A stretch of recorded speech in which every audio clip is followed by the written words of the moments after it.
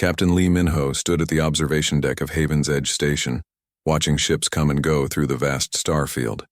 He'd been stationed here for 3 years, and he knew the routine well, but today felt different. "Sir, there's a Galarian transport approaching," called out Lieutenant Park Yejin from her console. "Single passenger, no diplomatic flags." Minho frowned. Galarians usually traveled in groups, especially in neutral space. "Any identification?" "Just says cargo transfer," Park replied, checking her screen again. "But the energy signature is strange, like they're broadcasting something constantly." Through the docking bay's massive windows, Minho watched the sleek Galarian vessel glide into position. The alien ship was beautiful but seemed somehow subdued, its usual bright colors muted. The docking tube connected with a soft hiss. Everyone in the bay went about their business, but Minho noticed something odd. The other Galarians at the station, traders, diplomats, even tourists, all turned away when the transport opened. A single figure emerged. The Galarian was tall, even by her species standards, with 4 powerful arms and the characteristic tentacles that grew from her head like living hair. But something was wrong. A purple light pulsed steadily at her temple, and the other Galarians nearby actually stepped back, some making disgusted sounds. "What's that light?" whispered Corporal Kim Do-hyun, who had joined them at the window. "Never seen anything like it," Minho admitted. The lone Galarian carried only a small bag. She walked with perfect military bearing, but Minho could see the weight she carried wasn't physical. Other aliens in the docking bay gave her a wide berth. Even humans seemed uncomfortable, though they didn't understand why. "Sir," Park Yejin had been checking her database. "I found something. That's Commander Veltar, formerly of the Galarian 7th Fleet." "Formerly?" Do-hyun asked. "She was stripped of rank 6 months ago. Something about the Battle of Proxima Station." Park scrolled through the data. "It doesn't say much, but she disobeyed direct orders during the fighting." Minho watched as a group of Galarian traders actually hissed at Veltar when she passed. She didn't react, didn't even look at them, just kept walking with that steady, measured pace. That light, Minho realized suddenly. It's some kind of marker. They're marking her as disgraced. The thought made his stomach turn. In his 15 years in the Republic of Korea's Deep Space Forces, he'd seen soldiers make impossible choices. Sometimes doing the right thing meant breaking orders. A maintenance worker, a gruff Nalarian with scales instead of skin, deliberately bumped into Veltar, knocking her bag to the ground. She bent to retrieve it without complaint, her forearms moving with practiced efficiency. "That's enough," Minho muttered, starting toward the door. "Sir?" Park called after him. "I'm going for a walk," he said, already in the corridor. He reached the main promenade just as Veltar was checking a wall display for available quarters. The cheapest ones, he noted. The Galarian noticed him approaching and straightened, her tentacles coiling in what he'd learned meant alertness or concern. "Commander," he said, giving a slight nod. She looked surprised that he'd even acknowledged her rank. "I am no longer commander," she replied in accented but clear Korean. Galarians were good with languages. "Just Veltar." "I'm Captain Lee Minho," he said. "Welcome to Haven's Edge." Her tentacles moved in complex patterns. Surprise, confusion, something else he couldn't read.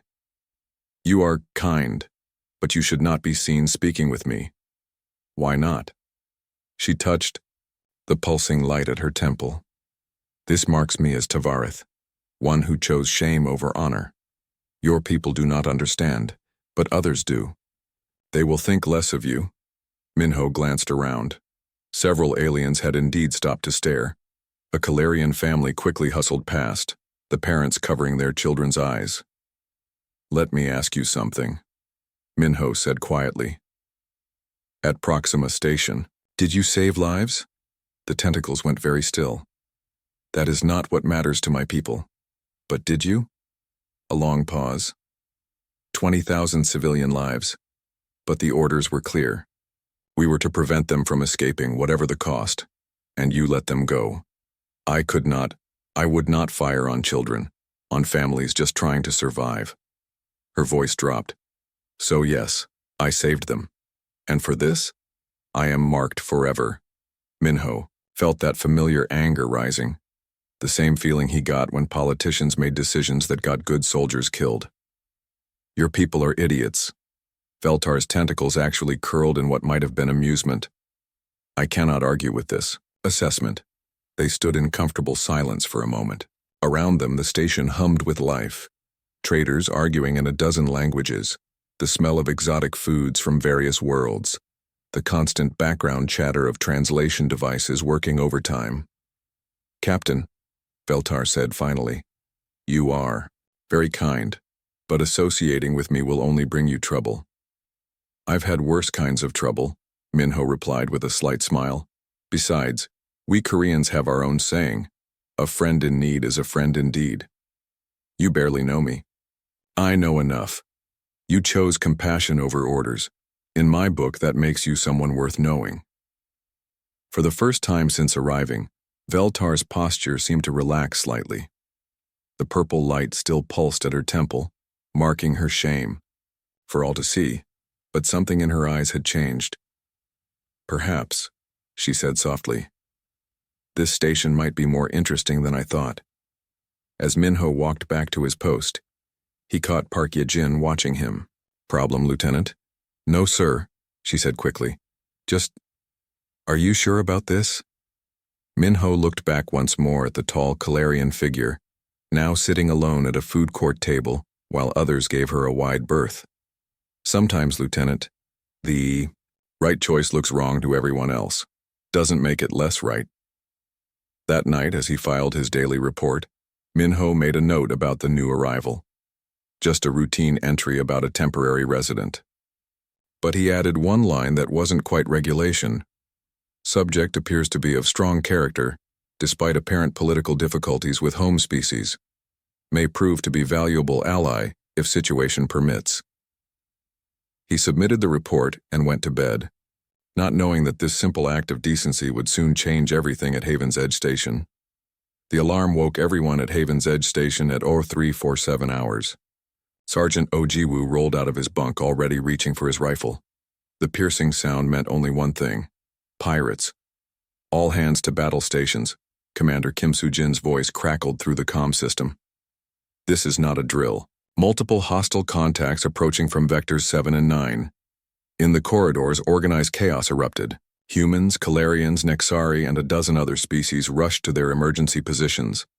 But Jiwoo noticed something odd. The Calarian civilians weren't moving toward the safe zones. They were huddling in small groups, talking in hushed, urgent voices. The command center buzzed with activity when Jiwoo arrived. Multiple displays showed incoming ships, ugly, modified vessels bristling with weapons. Pirate raiders, the kind that hit border stations like Haven's Edge when they thought the military presence was light. 12 vessels total, reported Lieutenant Choi Min-sung from the sensor station. Leading with heavy cruisers, fighters spread in attack formation. Our patrol ships? Asked Commander Kim. 2 hours out. We're on our own until then. Jiwoo scanned the room and spotted Veltar standing near the tactical display. The tall Calarian was studying the enemy formation, her tentacles moving in complex patterns. But no one was talking to her. Her own people had actually formed a loose circle around her like a barrier. What's the attack plan? Asked Major Lee Dong-wook, the station's military liaison. The defensive coordinator, a nervous Nexari named Vextil, pointed at the display. Standard pattern: meet them at the outer defense grid, fall back to secondary positions if breached. Jiwoo frowned. He'd seen enough battles to know that wouldn't work against this formation. The pirates were using a staggered approach. It would overwhelm the outer defenses quickly. He looked at Veltar again. Her 4 hands were clenched, and she kept glancing at the tactical display like she wanted to say something. He remembered what Captain Lee had told him about her, how she'd saved 20,000 people at Proxima Station. Without thinking, Jiwoo walked over to her. You see something we're missing? He asked quietly in his broken Calarian. The tentacles on her head went rigid with surprise. Around her, other Calarians made sharp sounds of disapproval. But Veltar looked directly at him. Yes, she whispered. But I cannot. Tell me. She glanced at the glowering Calarians, then back to the display. Your southeast defense grid. They're not really attacking it. It's a deception. Jiwoo studied the screen. The pirates were sending 2 cruisers toward the southeast, but something about their approach seemed half-hearted. So where's the real attack? Northwest. See how their fighters are spread? They'll collapse inward once your attention is pulled. Southeast. It made perfect sense. Jiwoo turned to call out to the command team, but a Calarian officer blocked his path. Do not listen to the Tavareth, the officer said firmly in accented Korean. She cannot be trusted in battle. Why? Because she saved civilian lives?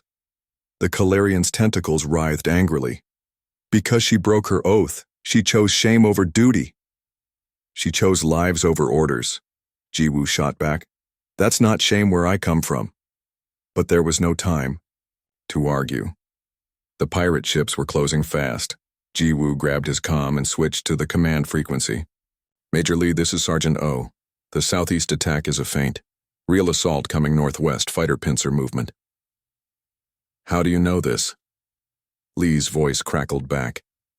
Jiwoo looked at Veltar, who was watching him with those large, dark eyes. Good intel, sir. Recommend we reinforce northwest grid and leave minimal forces southeast. A pause, then. Acknowledged. Lieutenant Han. Adjust defensive positions per Sergeant O's intel. Around the command center, Jiwoo saw other humans giving him curious looks. But Private Yu Da-sam, who was working communications, caught his eye and nodded slightly. She'd been listening. The battle began in earnest 10 minutes later. Jiwoo had been right. The pirates' real attack came from the northwest. But the adjusted defenses were ready. The first wave of fighters ran straight into concentrated fire from the upgraded grid stations. Nice call, Sergeant, Major Lee said, over the comm. How'd you know? Before Jiwoo could answer, Da-sam spoke up. Sir, Veltar figured it out. The Calarian with the shame mark. She's been studying their formation. There was silence in the command center. All eyes turned to Veltar, who stood very still among her hostile countrymen. Veltar, Major Lee said finally, is there anything else we should know? She looked uncertain, glancing at the other Calarians. One of them hissed something harsh, in their language, but Veltar straightened.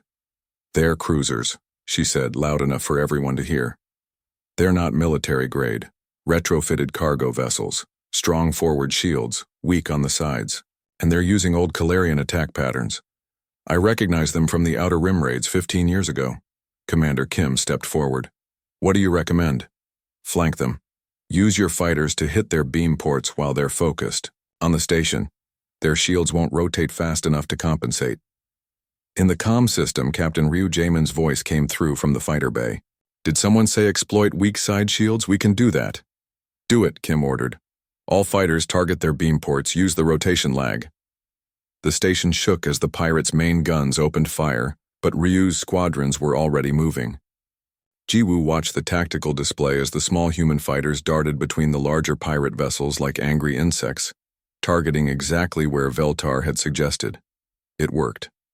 One pirate cruiser lost power as its beam port exploded. Another started listing as its shield generators failed under focused fire. They're breaking formation, announced Choi Min-sung. Pursuing them now, Ryu reported. They're running. Within 20 minutes, it was over. The pirates fled, leaving behind 2 damaged vessels and a debris field. Haven's Edge had held, in the aftermath as damage teams worked and casualty reports came in. 3 wounded, none killed. Jiwoo found Veltar still standing by the tactical display. The other Calarians had already left, still maintaining their distance from her. Thank you, he said simply. She looked at him with something like wonder. You listened to me, even when my people said not to. Your people were wrong. Lieutenant. Hong Soo-young approached, looking exhausted but relieved. Commander, she said to Veltar, that was brilliant tactical analysis. Just, Veltar, the alien corrected. I am no longer commander. Could have fooled me, Hong replied. You just saved this station. Over the next hour, more humans approached, Veltar. They thanked her, asked her about the battle, treated her like what she was, a skilled warrior who'd helped save everyone's lives. Not once did they mention the purple shame mark pulsing at her temple. Later, as Jiwoo was heading back to his quarters, he saw Veltar sitting alone in the observation lounge. Through the viewport, the stars seemed especially bright. He sat down, across from her without invitation. "Lonely?" he asked. Her tentacles moved in what he'd learned was the Calarian equivalent of a shrug. "I am used to it. You don't have to be, not here." She looked at him curiously. Why do humans not care about the shame mark? Jiwoo thought about it. Because we judge people by what they do, not what someone else says they should have done. You saved those civilians. Today you saved us. That's all that matters. Your people are strange. Yeah. Jiwoo grinned. We get that a lot. For the first time since arriving at Haven's Edge, Veltar's tentacles curled in a way that reminded him of a smile. Sergeant Lim Hyun-soo was sitting in the station's cafeteria when he noticed Veltar standing alone with her food tray. The tall Calarian had been looking around for a place to sit, but every table seemed to have at least one other Calarian who turned away when she approached. "Hey," Hyun-soo called out, waving her over. "Sit here." Private Bae Min-young, who was eating across from him, looked up from her meal. Around them, conversations grew quieter as Veltar approached with her tray of strange-smelling Calarian food. "You sure about this?" Min-young whispered. "Why not?" Hyun-soo replied, then gestured to the empty chair. "Please sit." Veltar's tentacles moved in what looked like surprise, but she sat down. "Thank you. You don't have to. We know." Min-young interrupted with a smile. "We want to." It became their routine. Every evening, the humans would make space for Veltar at their table. At first, it was awkward. The cultural differences were huge. Calarians ate with all four hands, which looked strange to humans. They made soft clicking sounds when they enjoyed food, which took getting used to. But gradually, things got easier. On Earth, Hyun-soo explained one evening, we have a saying, "The nail that sticks out gets hammered down." But sometimes those nails are the strongest ones. Veltar's tentacles moved slowly. On Calaria, we say, better to die with honor than live with shame. That's a lonely way to live, Min-young commented. Yes, Veltar agreed quietly. It is. Engineer Kang Eun-ji taught Veltar human card games during their off hours.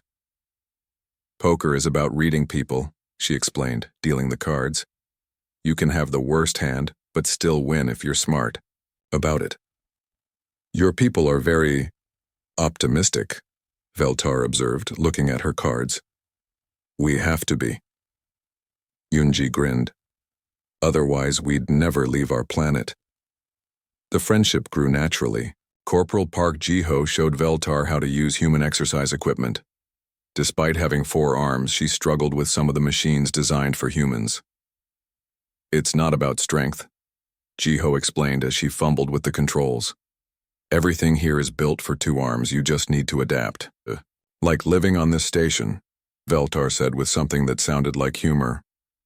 Exactly like that. But the easy peace couldn't last forever. 3 weeks after the pirate attack, a sleek Calarian diplomatic vessel docked at Haven's Edge. Captain Lee Min-ho stood in the docking bay watching as the official delegation emerged. Their robes marked them as high-ranking officials, their movements crisp and formal. Ambassador Crixful, Min-ho said, greeting the lead Calarian. Welcome to Haven's Edge. The ambassador's tentacles moved in complex patterns. Captain Lee, we are here on official business. We require the immediate transfer of the criminal Veltar. Criminal? Min-ho kept his voice level. She's registered as a station resident. No charges have been filed. No charges are needed. Another Calarian official interjected. She is Tavareth, marked for shame. She must face final judgment. In the background, Min-ho noticed other Calarians gathering. They seemed excited by the prospect of Veltar being taken away. Whispers spread quickly through the alien community. What does final judgment mean exactly? Minho asked. Crixvol's tentacles moved impatiently. Exile to the dead worlds or execution if she resists. This is Calarian law. She's under our protection now, Minho stated firmly. Your protection? The ambassador's voice rose. You cannot harbor a Tavareth. It violates our accords with your species. News of the confrontation spread quickly. Within an hour, a crowd had gathered in the main promenade. Veltar arrived, flanked by Lieutenant Colonel Won-Tai Min and a squad of Korean Marines. Her shame mark pulsed steadily, but she held her head high. You came, she said to Crixivol, her voice steady. It is time, Tavareth. Come, accept your fate. She's not going anywhere, Won-Tai Min declared, not unless she wants to. The tension in the air was thick. Calarians on both sides of the argument faced each other while humans and other species watched nervously. This is not your affair, humans, Crixivol hissed. She violated the most sacred laws of war. She saved 20,000 lives. Corporal Bei Min Young spoke up from the crowd. Lives that were forfeit by law. She chose weakness over strength, sentiment over duty. Captain Lee stepped between them. Maybe that's the difference between our people. We think saving lives is strength, not weakness. You cannot understand, another Calarian official said. Your people are too young, too emotional. Maybe, Lee replied, but we understand loyalty, and we're loyal to our friends. Private Yu Dasam pushed through the crowd carrying a datapad. Captain, we've been researching Calarian law. Did you know that exile can be overturned if the Tavareth finds acceptance among another species? The Calarians went very still. That's an old law, Crixivol said quickly. No longer valid. Actually, Dasam continued, reading from her pad, it was never officially repealed. It's still in the galactic treaties you signed. Won-Tai Min smiled grimly. Well, she's got our acceptance.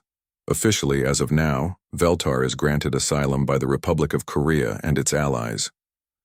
You cannot do this, Crixvol's tentacles lashed, angrily. We just did, Lee said calmly. Unless you want to break your own treaties. The standoff continued for another hour. More humans gathered, forming a protective circle around Veltar. Even some non-humans joined them, aliens who had benefited from her help during the pirate attack. Finally, Crixvol made a disgusted sound. This is not over, humans. You will regret this. Maybe, Lee replied. But we'll sleep better knowing we did the right thing. As the Calarian delegation stormed back to their ship, a cheer went up from the crowd. But Veltar stood quietly, her eyes fixed on her retreating countrymen. I've made you enemies, she said to Lee. We've had worse, he replied. Besides, we Koreans know something about standing against unfair authority. That evening, the humans threw an impromptu celebration in the station's main recreation area. Other species joined in, and even a few Calarians, those who disagreed with their government's harsh judgment, quietly attended. Veltar sat with her human friends, watching the diverse crowd mingle and laugh. Her shame mark still pulsed, but it seemed less noticeable somehow. In your language, she said to Yunsu, how do you say thank you for saving someone's life? We say thank you, he replied. Same as always. We don't need bigger words for bigger favors. But this was more than a favor. Among friends, Min Young said, everything is just helping out. Friends, Veltar repeated, testing the word. Her tentacles moved in what everyone now recognized as her version of a smile. Yes, I think I understand humans a little better. Now, Lieutenant Hong Soo-young raised her drink. To friends who stand by you when everyone else turns away. To the human way, Veltar replied, lifting her own cup. As the night wore on, music from various worlds filled the air.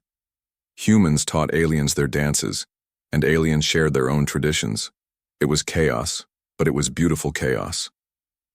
Veltar found herself in the middle of it all, no longer an outsider looking in, but part of something new, something that didn't exist on Calaria or most other worlds, a place where what you did mattered more than what others said you should have done. For the first time since Proxima Station, she felt like she belonged somewhere, The warning came, at dawn.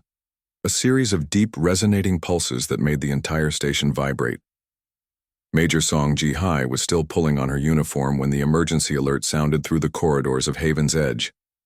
Ancient signals detected, reported Lieutenant Choi Min-sung, his voice tight with worry. Sector-wide broadcast, multiple beacon activations.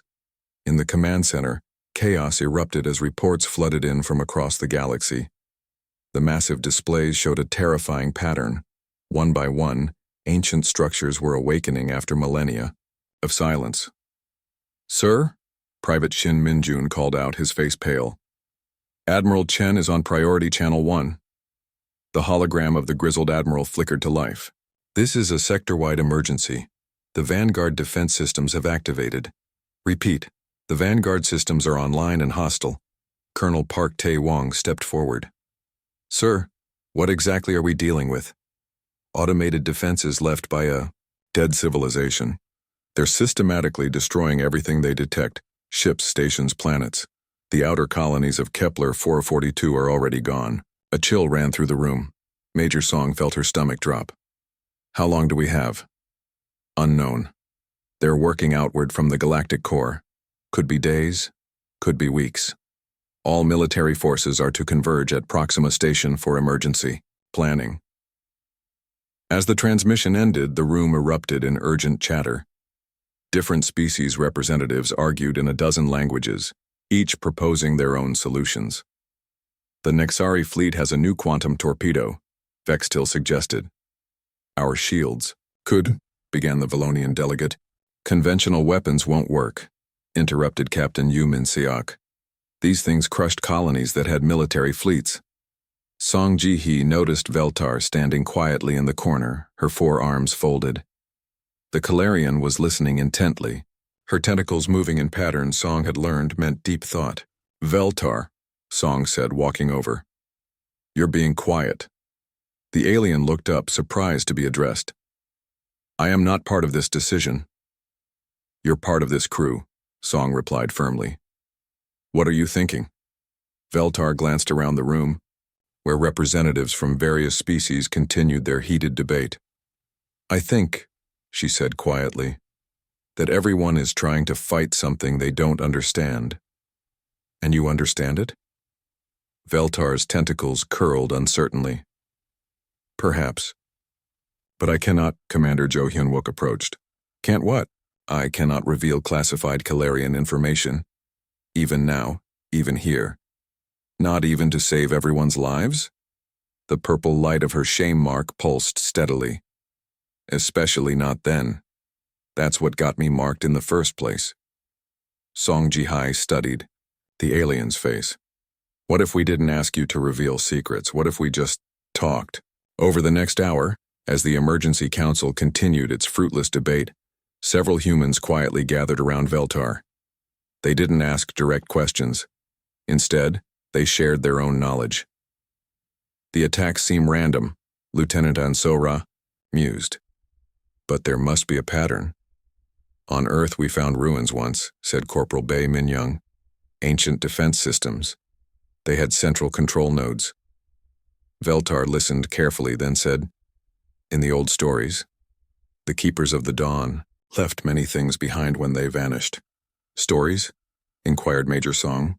"Calarian archives contain references to the time before the Great Silence, when the Vanguard sought to eliminate what they called the creeping chaos." Captain Yu leaned forward. "What kind of references?" Veltar looked around nervously. "I should not. Nobody's asking you to break your oaths," Song said gently. "We're just, talking among friends." A long moment passed. Then Veltar's tentacles moved in decision. "The stories speak of command nodes, central controllers that directed all Vanguard operations. They were hidden in places the Keepers thought safest." "Where?" asked Commander Jo. "In the heart of their greatest stronghold, a place they called the Silent City." Lieutenant Choi Min-sung, who had been quietly working at a console, looked up. "I'm cross-referencing ancient artifact sites with current attack patterns. There's a location in the Cygnus arm that matches the description." That's deep in the dead zone, you noted. No one goes there. Because no one comes back, added Ansora grimly. The debate in the main room had grown even more heated. Different species were now shouting at each other, each convinced their approach was the only viable option. They'll never agree, observed Bayman Young. Song Ji Hai made a decision. Then we don't wait for them to agree.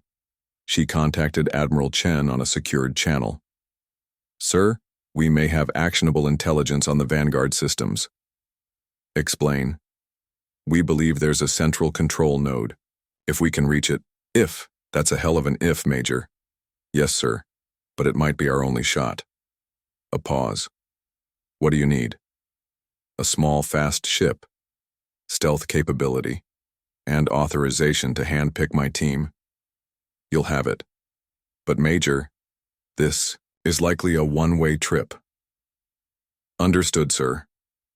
As the channel closed, Song looked around at the small circle of humans who had gathered.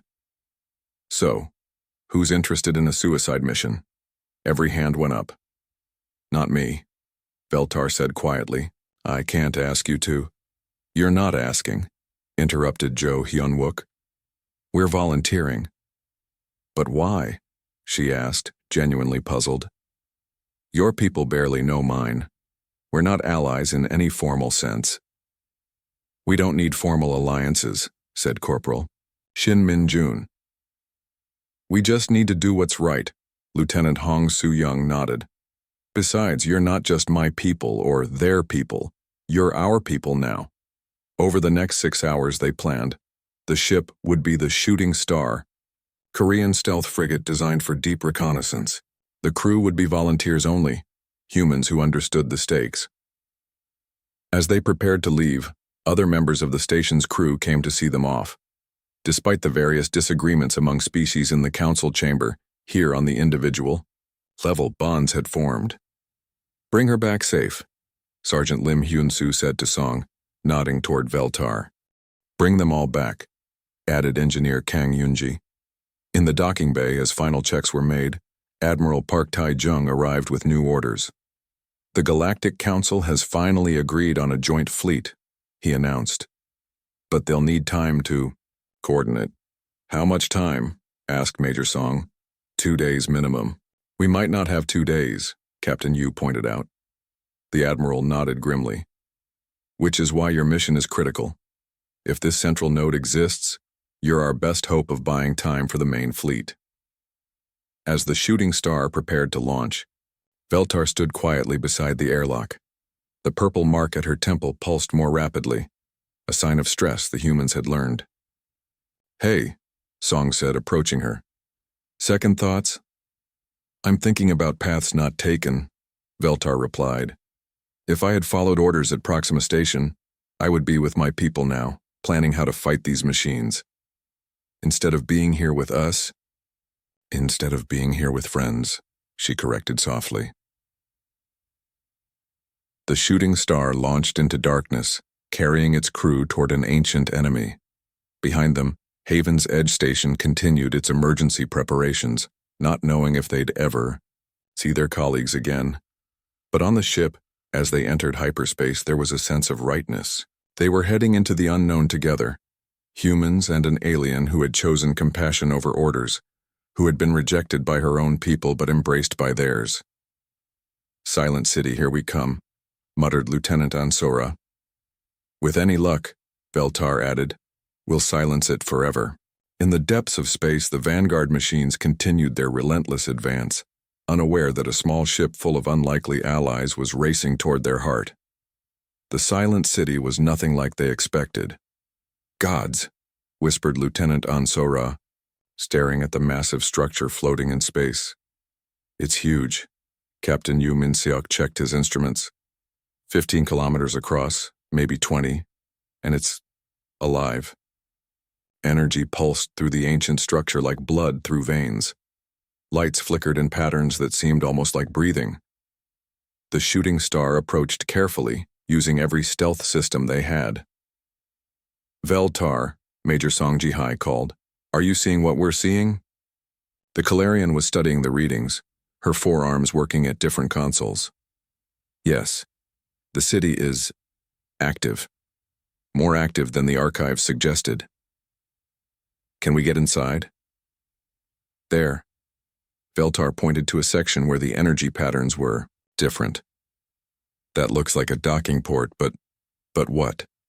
I'm reading massive internal defenses, automated systems, and something else.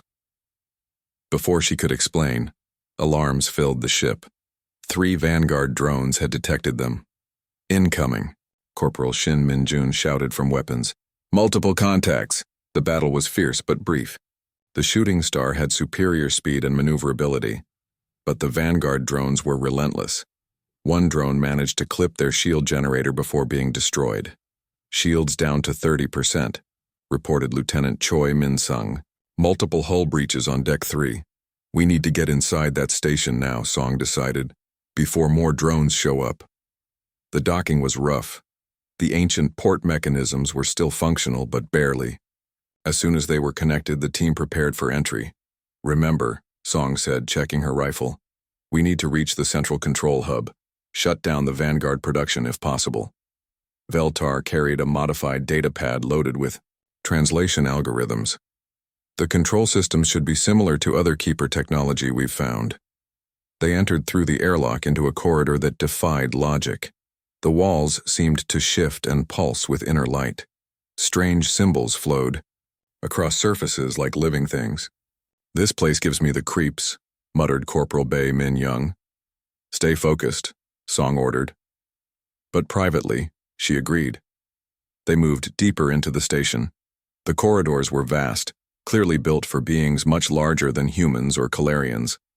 Sometimes they heard sounds, mechanical whirring, distant humming, something that might have been breathing. Motion sensors, Shin Min-jun called out. Multiple contacts coming fast. The defenders weren't drones. They were something worse, floating cubes of metal and energy that fired beams of pure light. The humans took cover behind ancient pillars while Veltar worked with her datapad. I'm trying to understand their targeting systems, she called over the sound of weapons fire. And Sora cursed as a beam barely missed her head. Understanding them would be great. Not dying from them would be better. But gradually, Veltar figured out the patterns. They're programmed to attack intruders, but they have blind spots. If we move in groups of 3, staying close to the walls. It worked. They managed to fight their way deeper into the station, losing only equipment, not people. But everyone was exhausted and their ammunition was running low. Finally, they reached a massive chamber with a raised platform in the center. On it sat something that looked like a throne made of crystal and metal, surrounded by floating displays showing star maps. That's it, Veltar breathed.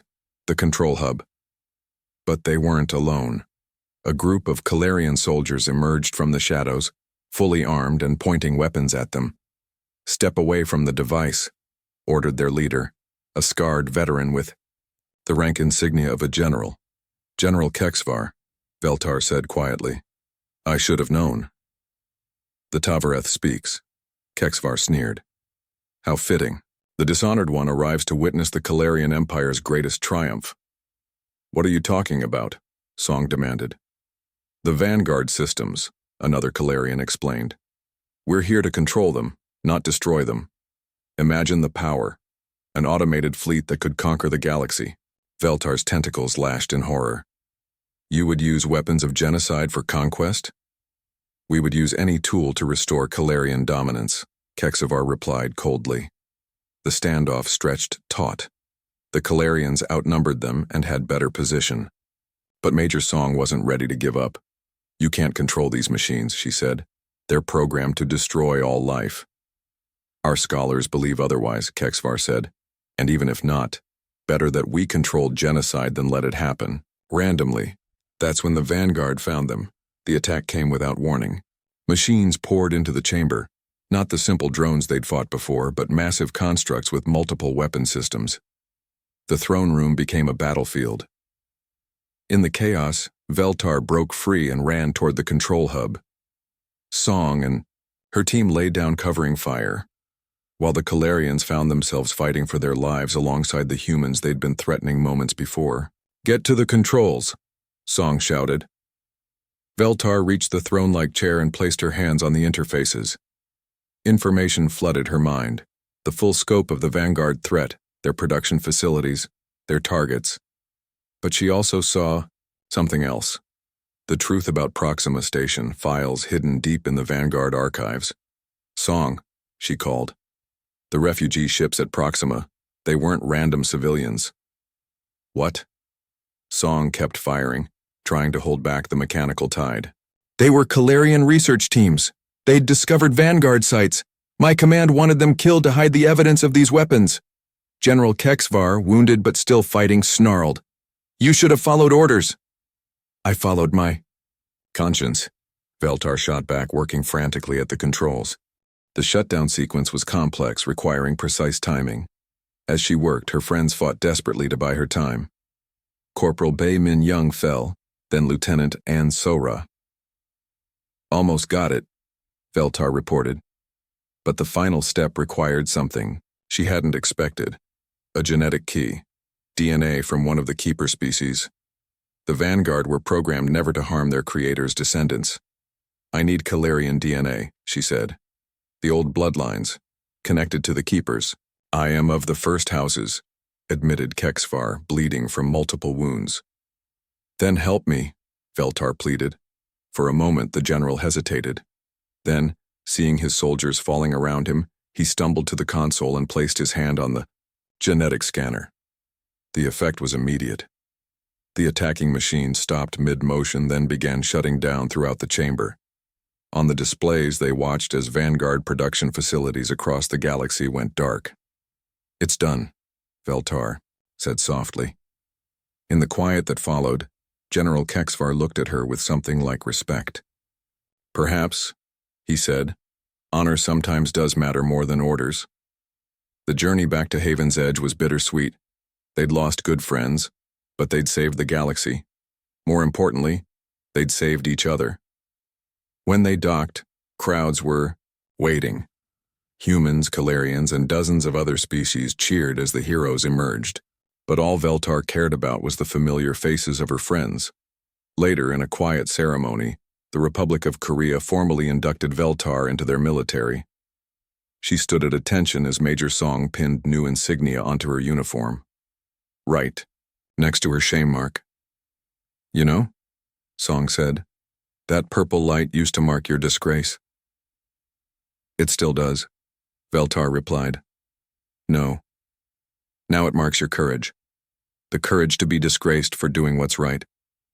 The celebration lasted long into the night. Veltar sat with her human friends, watching as people from across the galaxy mingled and shared stories.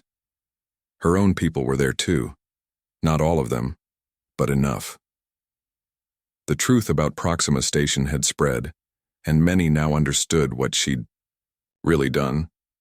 But the best moment came late in the evening when Captain Lee Minho raised his glass. To friends, he said simply, the ones who stand by you when everyone else turns away. To family, Veltar replied, her tentacles curled in what everyone recognized as joy. The family we choose, not the one we're born to. As the stars wheeled overhead, visible through the station's great windows, Veltar realized something had changed. The shame mark still pulsed at her temple, but it no longer marked disgrace. It marked the moment when she'd chosen compassion over orders, when she'd chosen conscience over conformity. And it marked the beginning of her real family, the humans who'd seen past the mark to the person beneath. In the end, that's what mattered most.